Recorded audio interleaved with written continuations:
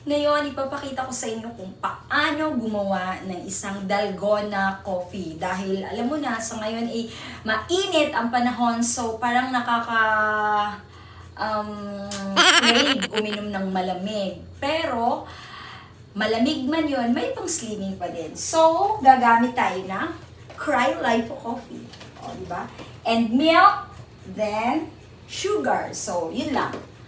Halatang hindi kami sugar, no? Kasi water and ice cube.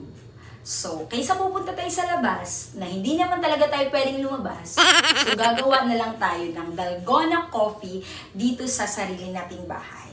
So, ngayon, ipapakita ko kung paano yan gagawin. At least, Dalgona coffee yung nainom natin, pero with benefits pa rin na nakakapaya. Kasi, ito pa rin ang gamit natin. Diba? So, hindi lang mainit lagi, pawis. Kailangan refreshment din. Malamig, but still, may pampatanggal ulit. So, yon. Now, gagawin na natin! So, ito, ilalagay natin ang Cryolipo Coffee Mix sa bowl.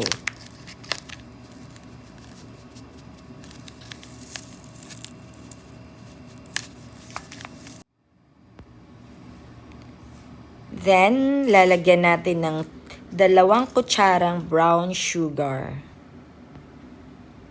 Then, add 3 tablespoons of water. Okay, mix and whisk. So, kailangan malusaw siya. Yung nilagay ko kasing water is cold water, so hindi siya agad-agad nalulusaw. Much better if we put hot water para mabilis malusaw yung coffee and sugar. So, after 5 minutes, magiging sticky na siya. In a glass, put 4 ice cube or kahit 5. Then, lalagyan natin ng milk. Fresh milk, liquid milk, or whatever, basta milk. At sa ibabaw ng milk, ilalagay na natin ang Cryolipo mixture. Ayan. Mas maganda to compared sa ordinary coffee kasi kahit meron siyang sugar or milk, at least the coffee itself is yung pampapayat na coffee or diet coffee yung ginagamit natin. Ayan. So, bi-fill natin siya hanggang sa mapuno yung glass.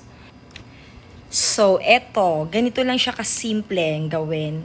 Okay? So, tapos na siya. Then, ma-enjoy mo na ang iyong Dalgona Cryolipo Mix Coffee.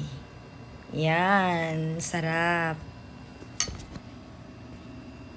Yay! So, sa lahat na merong mga Cryolipo coffee, you can also make this. Ayan, sa bahay natin. So, it's not only hot coffee. Pwede rin natin yung gawing Dalgona coffee. Depende sa gusto natin. Dahil summer ngayon, mas masarap ang malamig. So, you can enjoy this Cryolipo coffee. Don't forget to like and subscribe.